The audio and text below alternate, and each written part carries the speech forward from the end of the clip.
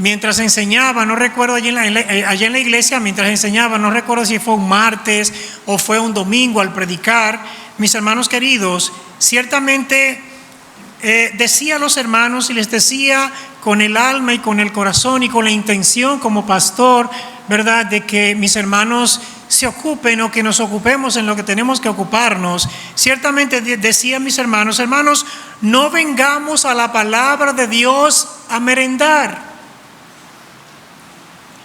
Se los decía y se los repito y quiero repetírselo a usted también, decírselo a usted en esta mañana.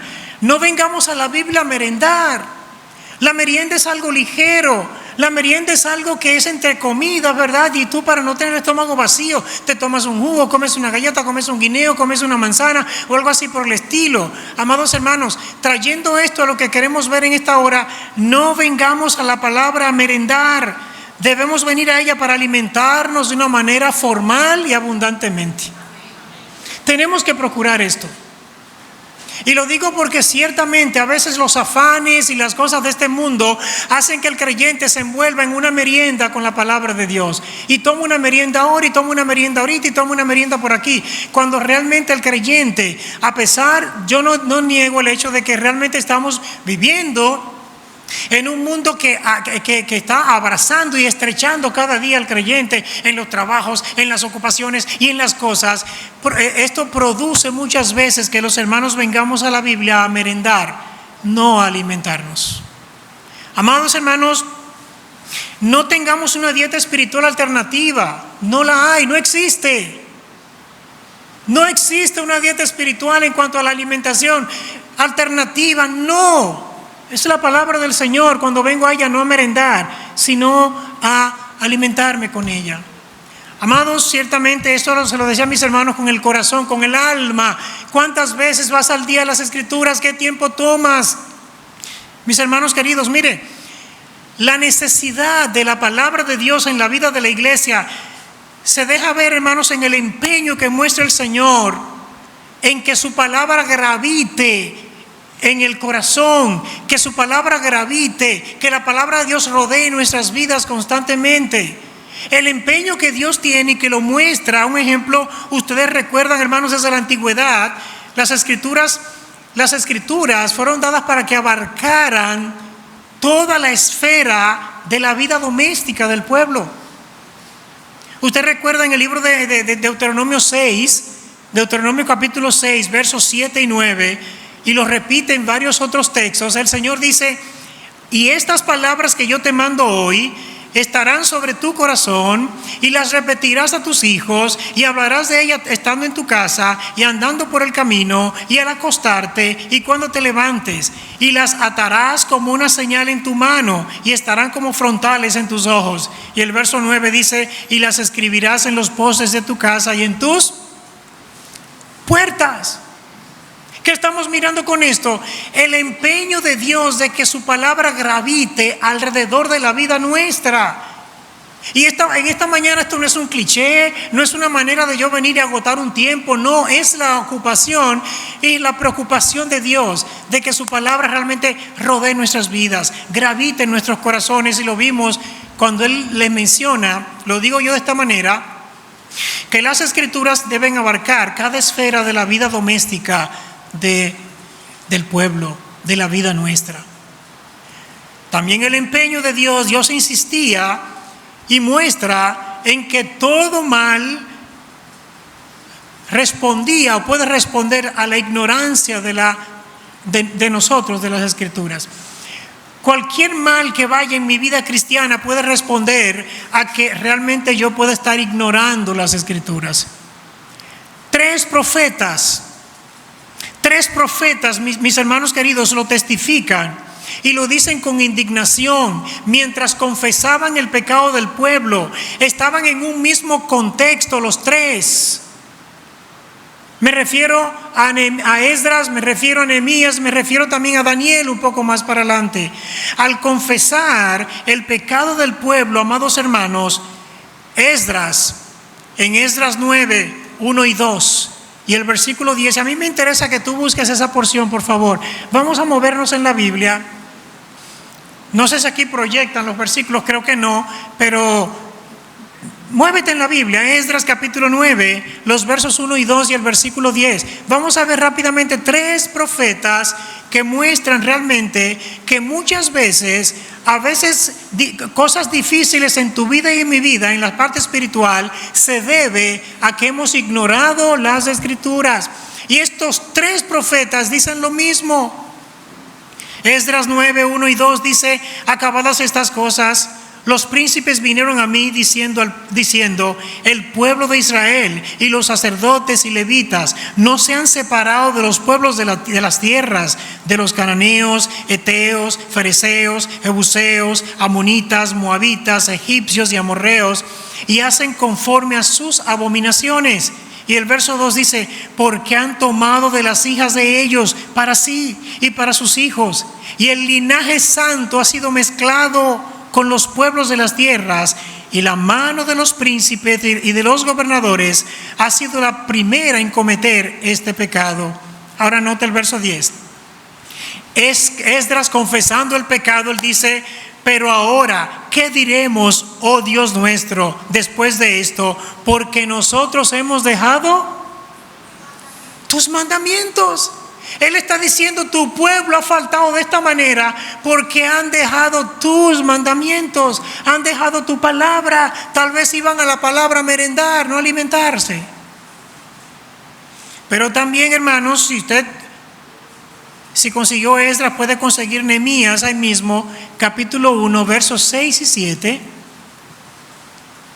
En este caso Nehemías, capítulo 1, versos 6 y 7. Note lo que ahora este profeta, en el mismo contexto, testificando ante el Señor, confesando su pecado, él dice lo propio. Ya Esdras dijo: nosotros hemos dejado tus mandamientos. Ahora Nehemías, ¿qué dice?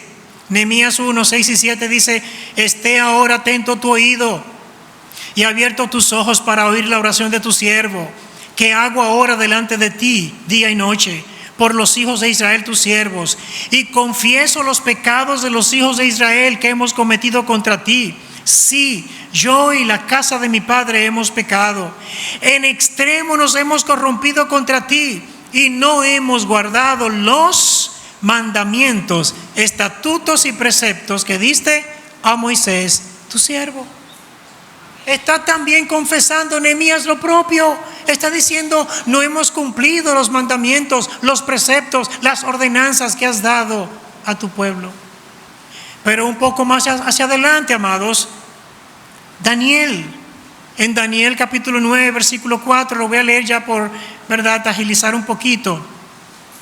Dice Daniel 9, 4 y 5, dice: y oré a Jehová mi Dios e hice confesión diciendo: ahora, Señor, Dios grande, digno de ser temido, que guardas el pacto y la misericordia con los que te aman y guardan tus mandamientos.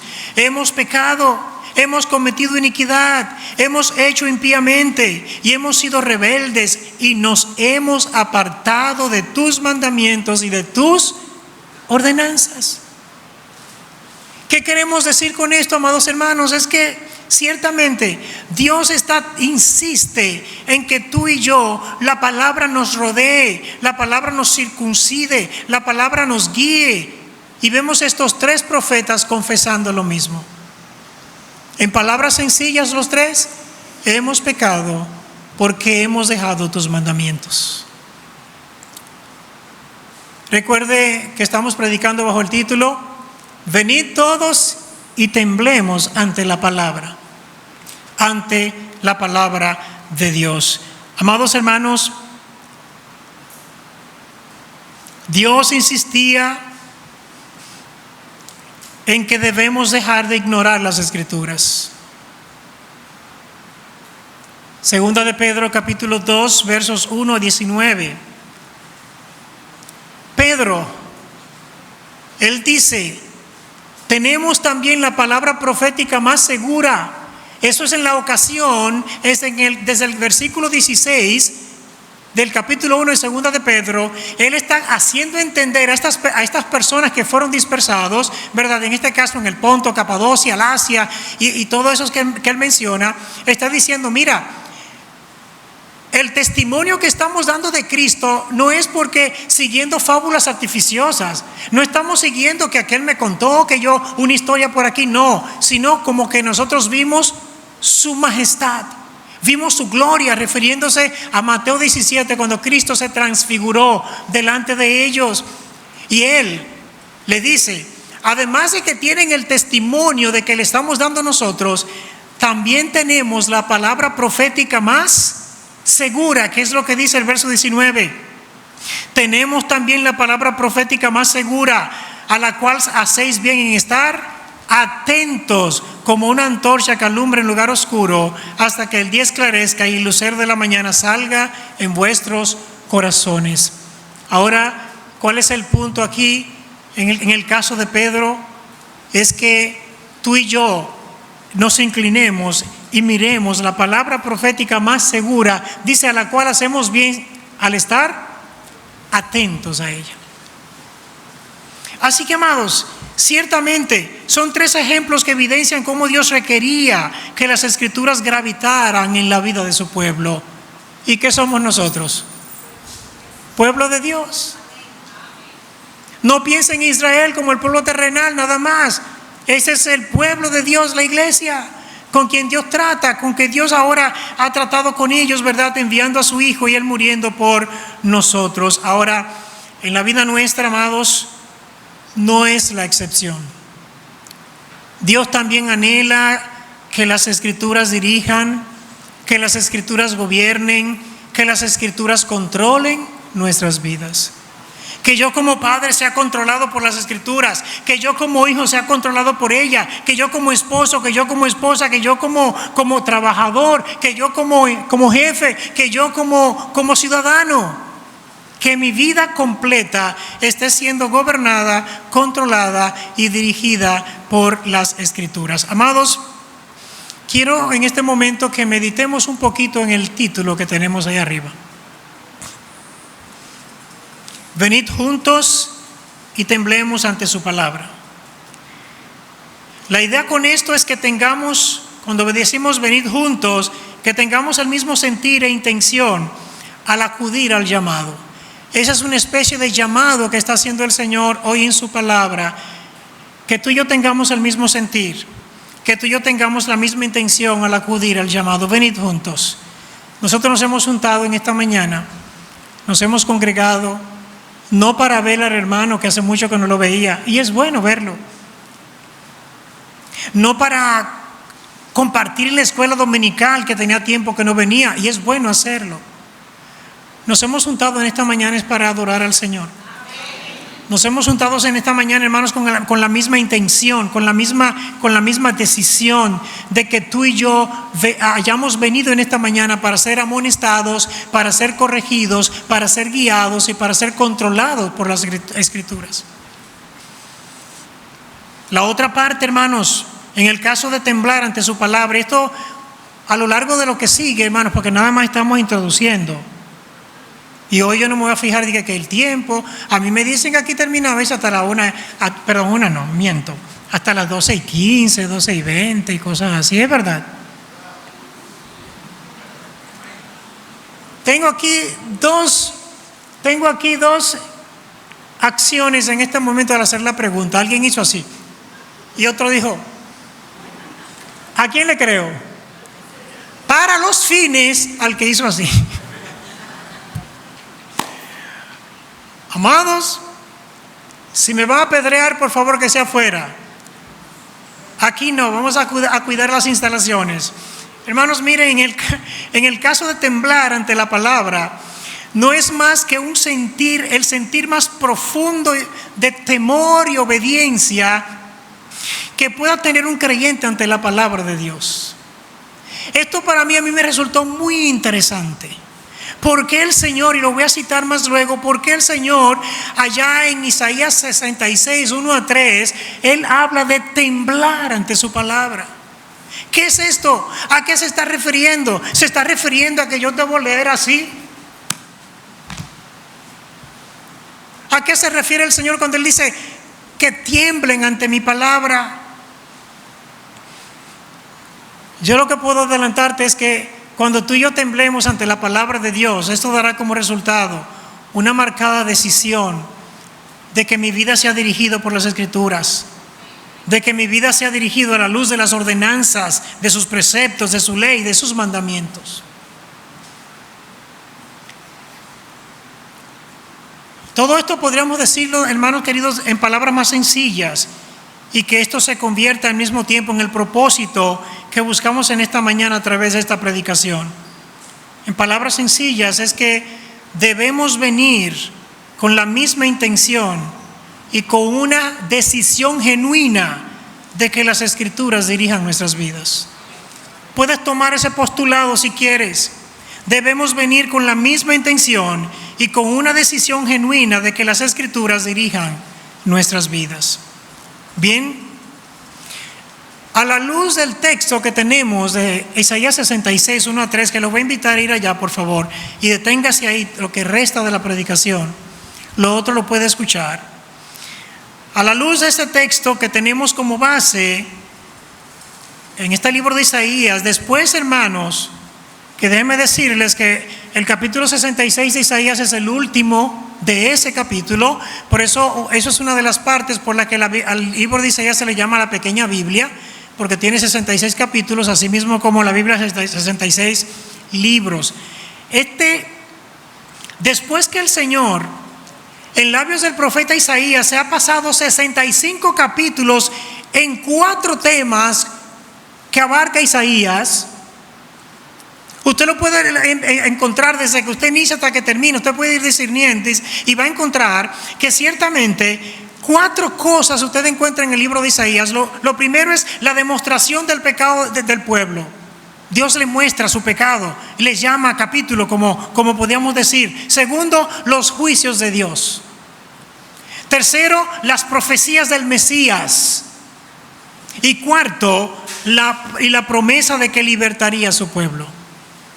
Esas 4 cosas usted las puede conseguir. Tal vez usted le pondrá otro nombre, la llamará de otra manera, pero todas esas tienen que ver, todas ellas, con el libro de Isaías. Usted va a encontrar la demostración del pecado del pueblo, los juicios de Dios, las profecías del Mesías y la promesa de que libertaría a su pueblo. Ahora, después que el Señor hace eso en 65 capítulos, termina con el capítulo 66 incitando y motivando a su pueblo a escuchar y a obedecer las Escrituras. Eso es como diciendo, después que realmente he mostrado que has pecado, que has faltado, después que te muestro mis juicios, después que realmente prometo al libertador. Acuérdense que Isaías es uno de los libros del Antiguo Testamento que más habla del Mesías. Y saben ustedes, es el libro más citado en el Nuevo Testamento. Allá estamos estudiando el libro de Isaías. Vamos bien avanzados, vamos como por el capítulo 1, ¿verdad? Hermanos, y ese libro, alguien dijo, mire, usted raspa alguna hoja cualquiera del Nuevo Testamento y ahí encuentra el libro de Isaías. Es interesante.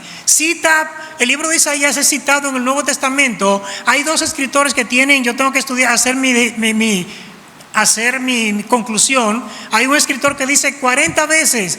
Hay un escritor que dice de 50 a 57 veces es mencionado el libro de Isaías en el Nuevo Testamento. Ya luego, ¿verdad? Yo veré si son 57 o son 40. De nada, yo me quedo en el medio ahí. Amados, después que el Señor hace esto, entonces en el capítulo 66 lo que hace, hermanos queridos, es ahora incitar y motivarles a que escucharan y obedecieran las Escrituras.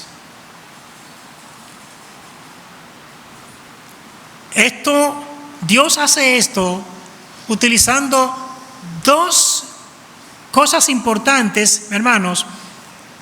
También el Señor utiliza 2 considerandos que vamos a mostrar ahora. Él utiliza 2 considerandos para poder mostrar, llamar más bien a su iglesia, a su pueblo, al pueblo de Israel en este caso, a que obedecieran y que ciertamente estuvieran cada día escuchando y obedeciendo las Escrituras. Dios hace esto, como dije, con dos considerandos, que es lo que vamos a ver tú y yo en esta mañana como los dos puntos de la predicación. Utilizo la palabra considerando, dos considerandos muy a menudo, muy a propósito, por lo que esto significa y para que todos pensemos.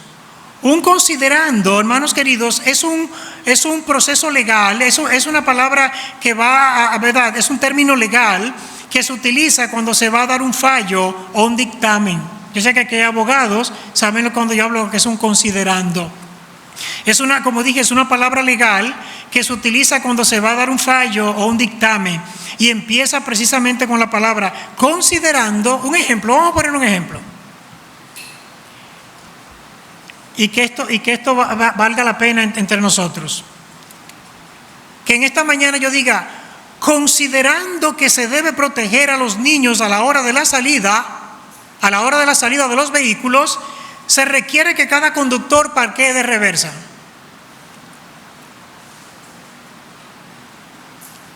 Es un considerando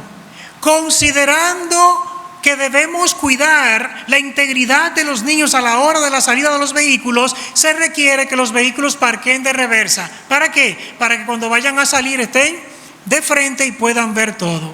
Ese es el término, considerando. Es para que tú y yo nos pone a pensar y nos pone a tomar decisiones. Entonces, el hecho de Dios incitar a su pueblo para que escuchen y obedezcan las Escrituras, las hace bajo dos considerandos importantes que los vamos a ver ahora en el capítulo 66, los versos 1 a 3. Y les invito a leerlo, por favor.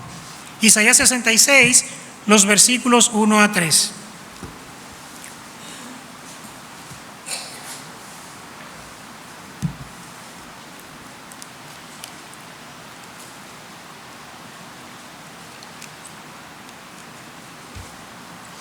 Dice la Biblia, Jehová dijo así: el cielo es mi trono y la tierra estrado de mis pies. ¿Dónde está la casa que me habréis de edificar? ¿Y dónde el lugar de mi reposo? Mi mano hizo todas estas cosas, y así todas estas cosas fueron, dice Jehová. Pero miraré a aquel que es pobre y humilde de espíritu y que tiembla a mi palabra. El que sacrifica buey es como si matase a un hombre. El que sacrifica oveja como si degollase un perro. El que hace ofrenda como si ofreciese sangre de cerdo. El que quema incienso como si bendijese a un ídolo.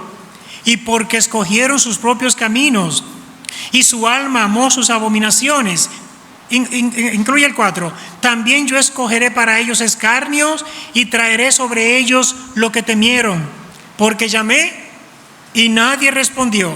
Hablé y no oyeron, sino que hicieron lo malo delante de mis ojos y escogieron lo que me desagrada.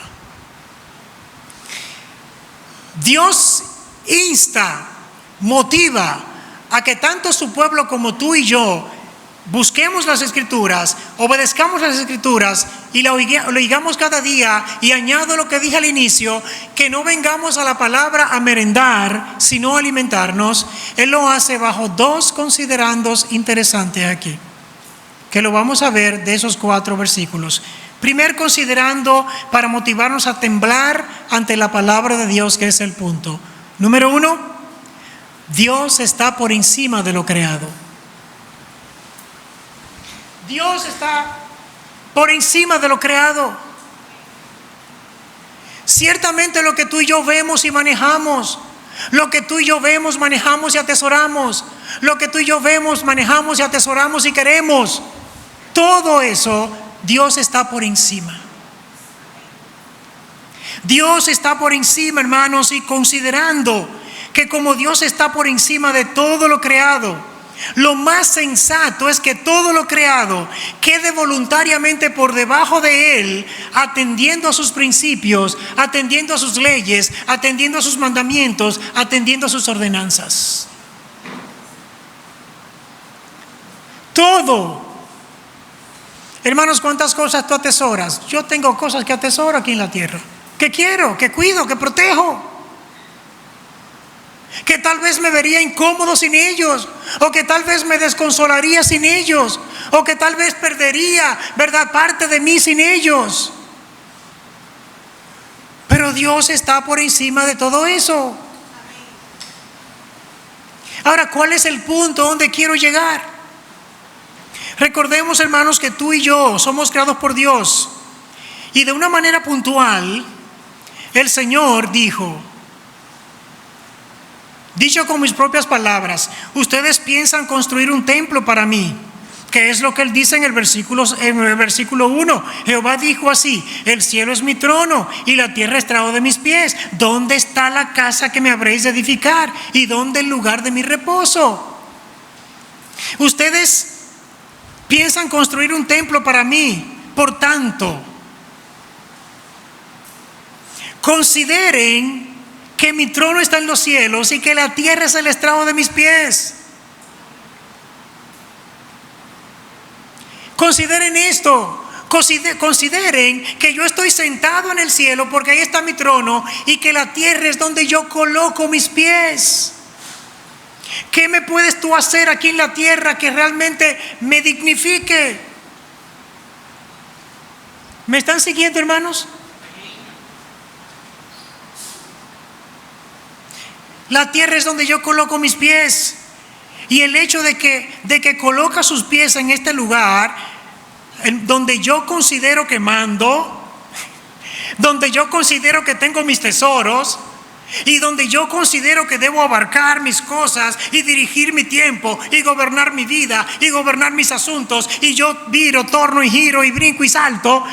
Hermanos, si Dios coloca sus pies sobre el estrado, más bien en la tierra es el estrado de sus pies, y yo lo que vivo en la tierra, si yo lo que vivo en la tierra, ¿cómo nos deja eso a ti y a mí? ¿Cómo te deja a ti y a mí el hecho de que realmente donde está todo mi bien, todo mi mundo, todo lo que yo atesoro, todo lo que yo quiero, todo lo que yo considero que es importante para mí, ¿dónde quedo yo? ¿Quedo por debajo de quién? De Dios. Yo debo considerar, es un considerando el hecho de que realmente todo lo que existe, todo ha sido creado por Dios. Lo más sensato es que todo lo creado atienda a sus principios, atienda a sus ordenanzas, atienda a sus dictámenes, a lo que Él ha dicho. Por más grandeza que tú y yo alcancemos, amados hermanos, siempre estamos debajo de Dios.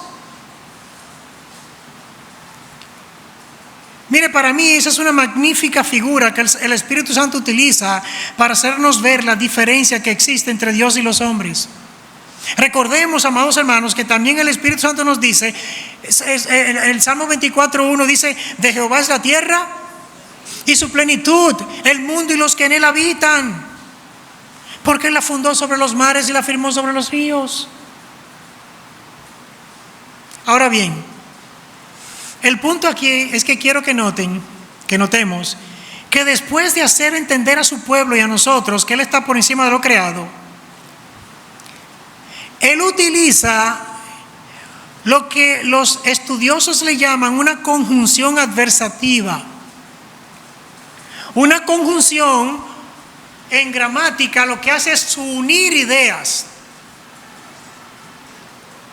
Un ejemplo, la I es una conjunción que en muchos casos funciona como una conjunción que une las ideas, que va a dar otra idea, pero que no deja fuera la idea que viene dando. Pero cuando dice conjunción adversativa, está diciendo que lo que él va a decir va a estar en oposición a lo que dijo, o que lo que dijo va a estar en oposición a lo que va a decir. Espero me hayan entendido esto. Él utiliza, amados hermanos, la conjunción adversativa, pero dice, pero miraré a aquel que es pobre y humilde en espíritu y que tiembla mi palabra. Con esto está diciendo, a pesar de estar por encima de lo creado, a pesar de que la tierra es el estrado de mis pies, yo me gozaré, me agradaré con el que tiembla mi palabra. ¿Es lo que dice el versículo o me equivoco? Dice el versículo 1: Jehová dijo así: el cielo es mi trono y la tierra estrado de mis pies. ¿Dónde está la casa que me habréis de edificar? ¿Y dónde el lugar de mi reposo? Dice: mi mano hizo todas estas cosas, y así todas estas cosas fueron. O sea, con lo que tú pretendes edificarme templo, ya eso fue, yo lo hice. Ahora que él dice ahora: pero miraré a aquel que es pobre y humilde de espíritu y que tiembla mi palabra.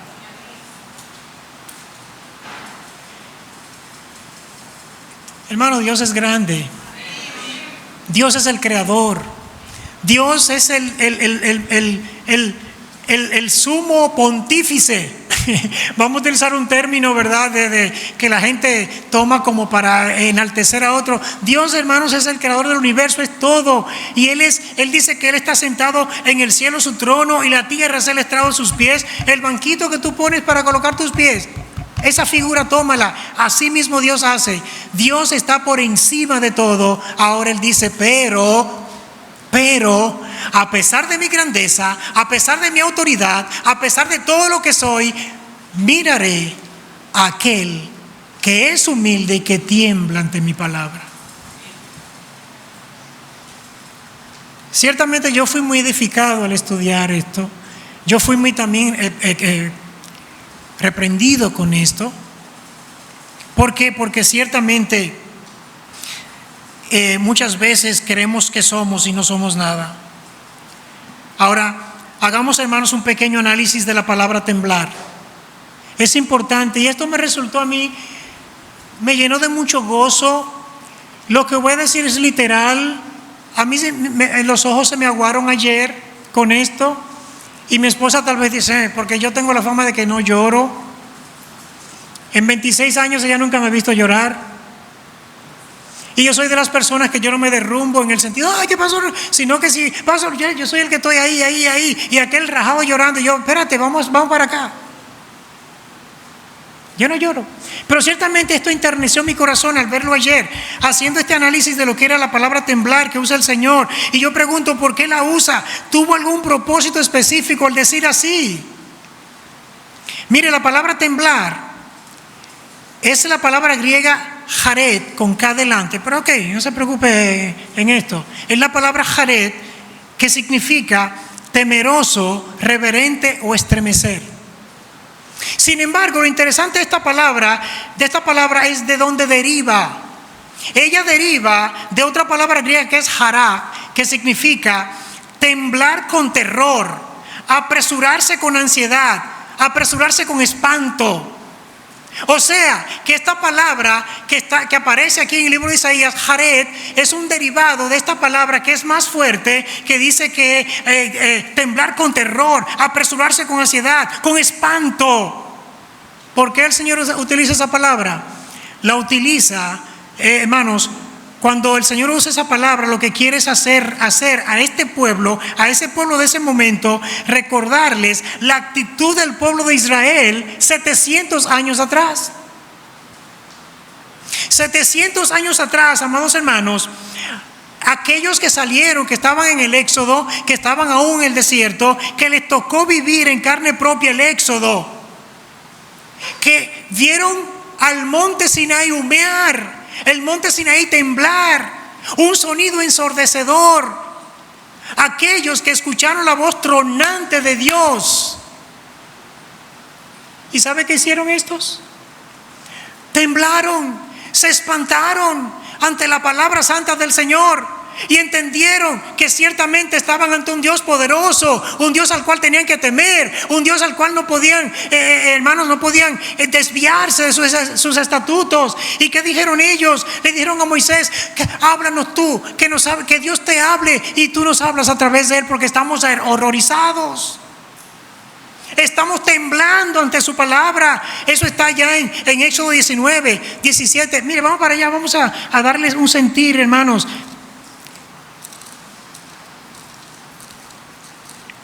Si vas conmigo a Éxodo 19, los versos 17 y 19, y después el capítulo 20, 18 y 19,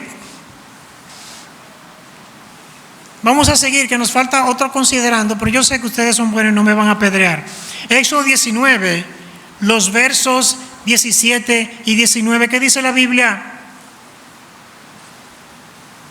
Dice, y Moisés sacó del campamento al pueblo para recibir a Dios. ¿A quién iban a recibir? Ustedes no están aquí. ¿A quién iban a recibir?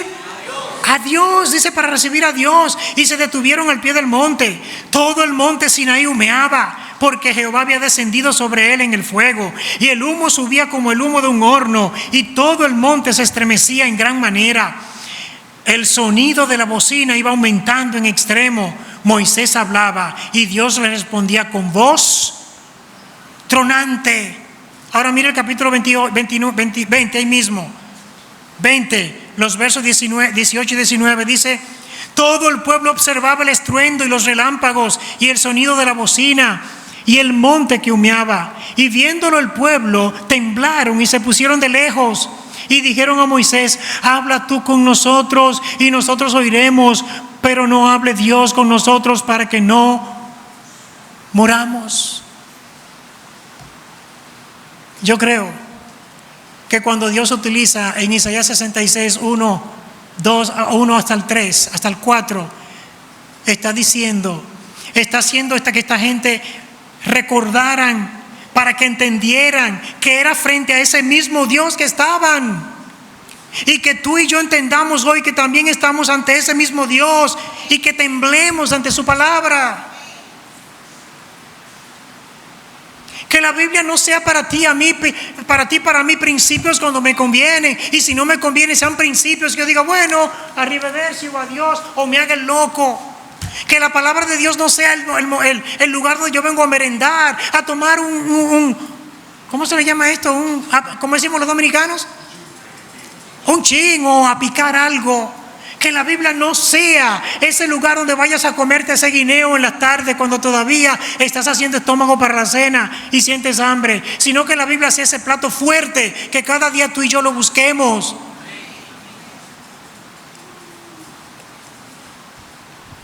Yo dije ahorita que el mundo nos estrecha, y es verdad.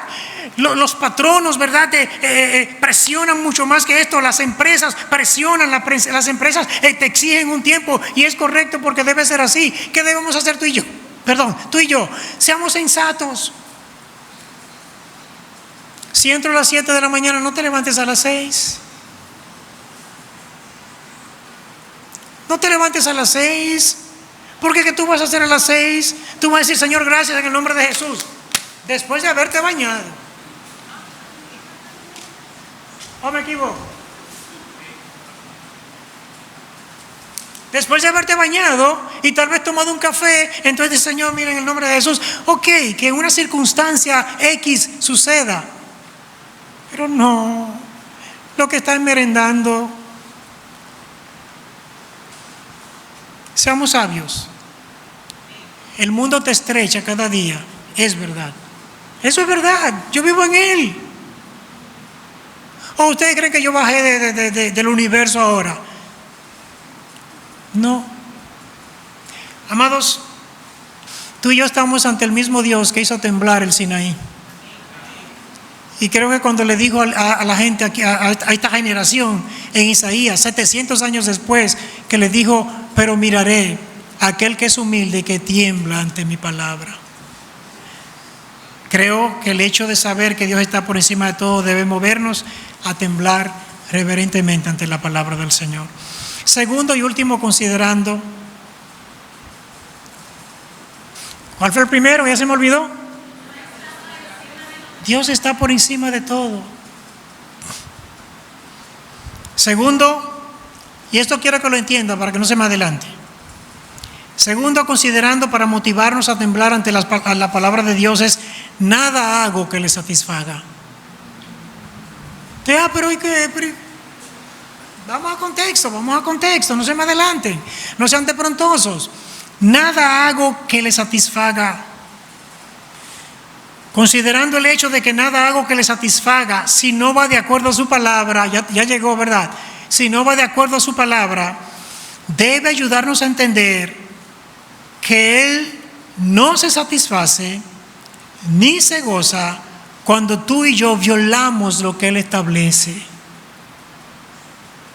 Cuando tú y yo violamos lo que Él establece, Dios no se alegra. Y lo hace conmigo, lo hace con el pastor Ramón, lo hace con usted, con cualquiera. Si violamos lo que Él establece, Él no se alegra con esto. ¿Por qué digo esto? Yo quiero que usted note que dice del pueblo y menciona cosas que Él mismo había ordenado como buenas y piadosas, y entonces las lleva a otro extremo como cosas que abomina. Mire el versículo 3 y 4, por favor. Vuelva a Isaías.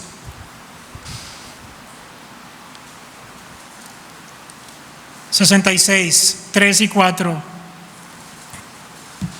Mire que Dios dice: el que sacrifica buey es como si matase a un hombre. El que sacrifica oveja, como si degollase un perro. El que hace ofrenda, como si ofreciere sangre de cerdo. El que quema incienso, como si bendijese a un ídolo. Déjelo ahí, hermanos. Miren, ¿hasta qué punto quiero llegar? Y lo voy a decir rápido antes de que te duermas, porque para que lo recuerdes. Ya me están mirando, ¿verdad? Y están. Mis hermanos queridos, es interesante esto, lo que estamos mirando es que Dios menciona cosas que Él mismo había ordenado como buenas y piadosas, y ahora, amados hermanos, Dios la lleva a otro extremo, como a cosas que Él abomina. Porque ¿para qué? Según el versículo 3, el que sacrifica buey es como si matase a un hombre. ¿Para qué se sacrificaba un buey? ¿Era para ofrecer sacrificio al Señor? ¿Era para hacer una ofrenda? ¿Era para hacer esto? ¿Una ofrenda mecida? ¿Un holocausto? Bueno, tenía que ser un cordero, amados, y diferentes ofrendas. Pero entonces estamos mirando ahora que el que mata a un buey, dice el Señor, es como si matase a un hombre. Y Él dice ahora, el que sacrifica oveja, ¿para qué se sacrifica una oveja? Precisamente un cordero, una oveja para el holocausto. Ahora, ¿qué está pasando? El que sacrifica oveja es como si degollase un perro. El que hace ofrenda, como si ofreciera sangre de cerdo. El que quema incienso, como si bendijese a un ídolo. Cosas, repito, que Dios había dicho como buenas y piadosas, ahora Dios las torna como abominables. Ahora Dios las menciona como abominable. ¿Por qué? Por la actitud del pueblo.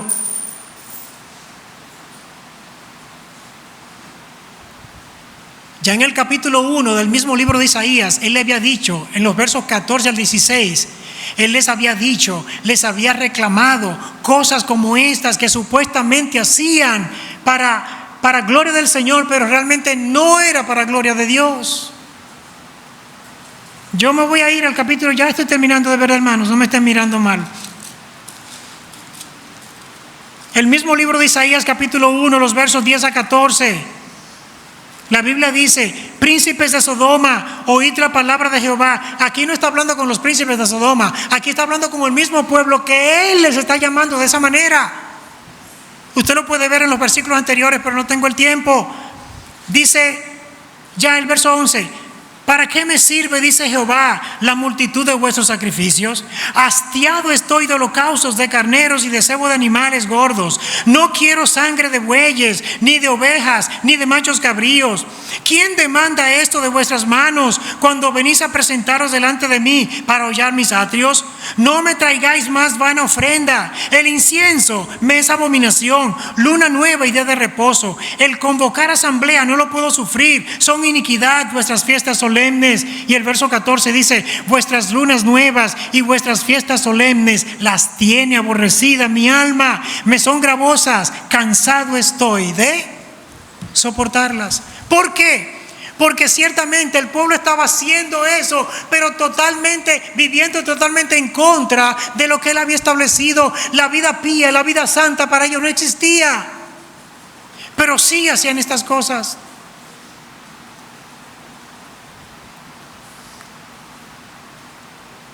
Tenemos que recordar que el pueblo hacía esto supuestamente para agradar a Dios. Sin embargo, no ponía el corazón en ello, no complacía a Dios con esto. ¿Por qué? En el verso 4 de Isaías 66, y con esto les voy terminando, él dice, si usted toma la última parte del 3, él dice: y porque escogieron sus propios caminos y su alma amó sus abominaciones, también yo escogeré para ellos escarnios y traeré sobre ellos lo que temieron. ¿Por qué? Razón, ¿por qué? ¿Por qué? Porque llamé y nadie respondió, hablé y no oyeron, sino que hicieron lo que quisieron, y esto no me agrada. Amado hermano, de igual forma, mi hermano, tú y yo podemos encontrarnos haciendo igual, yendo y viniendo, subiendo y bajando, haciendo, congregándonos, ofrendando, cantando, y tal vez no estamos agradando a Dios porque hemos perdido el objetivo. Procuremos hacer de las Escrituras nuestra brújula para guiar nuestras vidas a un buen norte. Recordemos que temblar ante la palabra de Dios es saber que estamos ante el mismo Dios de poder, que todo es de Él y que nada le agrada si tú y yo lo hacemos a espaldas de las Escrituras, o ignorando sus preceptos, o olvidando sus mandamientos, echando de lado su ley. Nada que tú y yo hagamos a espaldas de las Escrituras le satisface. Temblar ante la palabra de Dios no es más que el sentir más profundo y el temor más reverente que pueda tener un creyente ante la palabra de Dios. Esto dará como resultado una marcada decisión de dirigir nuestras vidas a la luz de sus ordenanzas, de sus preceptos, de su ley, de sus mandamientos. Amado hermano, que tú y yo vengamos a la Biblia cada día a alimentarnos con ella, no a merendar.